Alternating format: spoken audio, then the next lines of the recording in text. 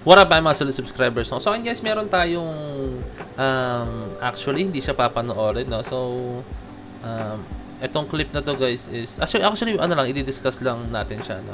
Kasi meron po akong nakitang isang kamoteng comment, no? As in kamote. Kaya as a performer, I think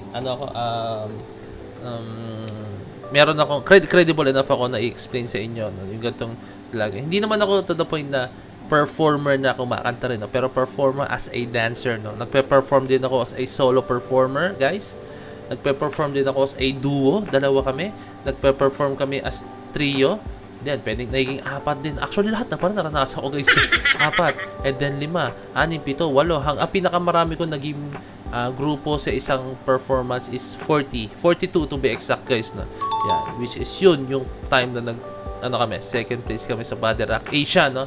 And then yung time na lilipad kami dapat sa America, no? If I'm correct, sa San Diego, California po that time, no?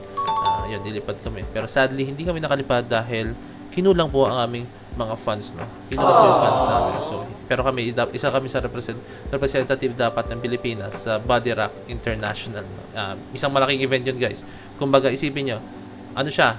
Halos, kumbaga sa dance community, halos ka-level siya ng ng FIBA, parang ganoon siya. Hindi siya to the point na FIBA level, pero halos ka-level siya ng FIBA, no? So international dancers, parang ayun yung mga lapagan, no? Maraming mga competitions like Hip Hop International, Body Rock, Vibe, maraming competition. World of Dance, maraming competition, no? So ito, guys, sabihin ko na sa inyo, baka iba sa inyo mag-trigger dito, no? So, okay, tara, tingnan tong post or comment na to, guys. Let's go. Okay, ito po yung comment or post ng isang tag dito, isang Facebook user. I don't know kung sa Facebook to or Twitter or what, no?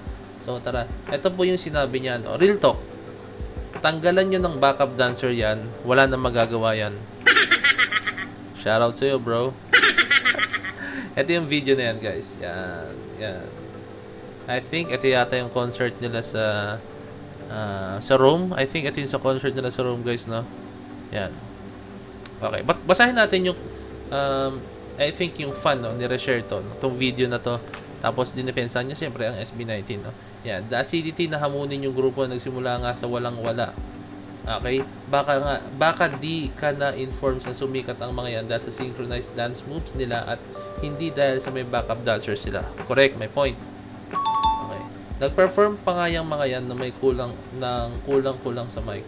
But they still slayed their every performance kahit singit-singit lang sila sa mga events na minsan di na sila masali dahil di na sa kailangan. Correct? Wag ang SBT. Dahil kayang-kayang sumayaw yung mga yan kahit nakapiring ang mga mata pero synchronized pa din. Okay. As a performer, I think pwede kong depensahan ng SB19 dito, no? Dahil may knowledge ako regarding this sa mga ganitong klaseng bagay, guys, no? Okay.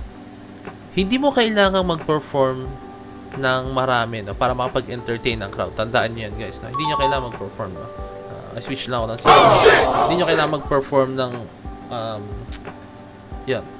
Kasi pwede kayong mag-entertain ng tao, magbigay ng saya sa mga tao na na-entertain sila at the same time na kayo-kayo lang, no? Tumabingi yung mic ko, shout out. Yan, no? Bucket list ko talaga makabili ng bagong mic this December, no? Yan. So, ayan, no? Tandaan nyo, guys, as a performer, kaya mong bumuo ng sayaw, kaya mong bumuo ng isang performance na ikaw lang. Pwede mong gamitin yung visual sa likod. Pwede mong gamitan ng mga props.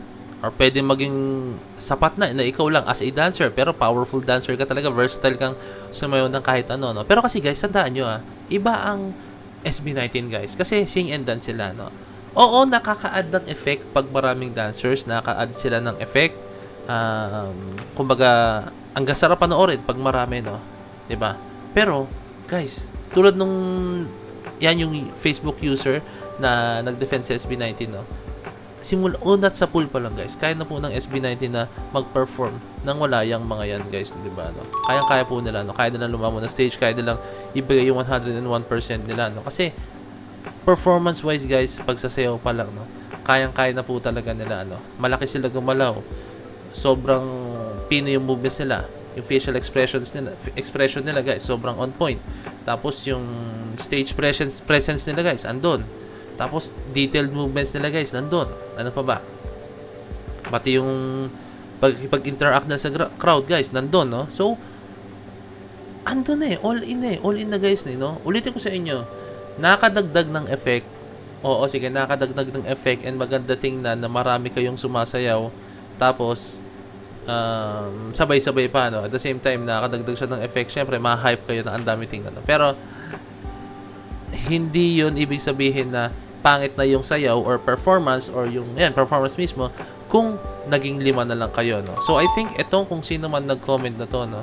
I think napanood niya lang yung SB19 nung marami, yung kasama niyo yung W3 dancers guys, no? I think yun lang guys, no? So, nung napanood na niya yung SB19 na 5 lang sila, no? Baka nanibago siya, baka masanay siya, may mga kasamang backup dancers, no? So, yung backup dancers guys nga, no? Hindi ko minamaliit po ang mga backup dancers, hindi ko minamaliit yung mga backup dancers, no? Sila kasi nagsisilbing dagdag effect or highlight po, no? Dagdag effect para sa SB19, no? Hindi naman sila kumukuha ng spotlight, pero sila po yung isa sa mga nagbibigay buhay, no? So syempre, pag halimbawa pumunta si Ken dito or gumanya si Ken dito, biglang may effect na gagawin yung mga dancers, no? Para maging maganda lang yung visuals guys, no? Yun yung naitutulong ng mga dancers, no? At the same time, nakakapag-boost din sila ng energy ng mga ng SB19. At the same time, no, nafe-feel nila yung halimbawa pag sobrang laki ng stage, na feel nila yung stage. Tapos andun din yung effect na syempre yung visuals, kung meron silang visuals na maganda, tapos alam mo yun, sa marami mas maganda siya tingnan, no? Tapos ano pa ba? Ayun, yung mga bagay na yun guys, for me, kung may kulang man ako, I think idadagdag ko na lang sa i-comment ko na lang sa baba, no? Pero ulitin ko, hindi ibig sabihin nun na porket kulang ang SB19 is reasonable na yon para i-bash natin ang SB19, no? Kasi hindi po kakulangan kung walang dancers na kasama ang SB19. Tandaan niyo yan. Kayang-kaya mag-perform ng SB19 ng 5 lang sila, no? Nagawa na nga nila yan before, alangang hindi nila magawa pa yan ngayon guys, no? So ayan lang, nakaka-trigger lang talaga yung mga gantong bagay. And as much as possible guys, no? Sige, i-educate natin yung mga tao, no? Tapos pag halimbawa nag-comment pa sila, pag nag-push pa sila, no? So hayaan nyo na sila. Hayaan nyo sila kung ano sabihin nila, no? Yun lang naman ng sa atin, no? Basta ibigay lang natin yung mga pwede nating sabihin sa kanila. And basta yun, pag nag-comment pa sila or dinepensa nila yung kanilang kamangmangan, hayaan nyo na sila, no? Basta ang sa atin lang is bigay natin yung mga informations na pwede nating ibato sa kanila, no? Okay? So ayun lang guys, I hope na na-enjoy itong video to, and as much as I did guys, no? And I hope na naging informative ako sa inyo.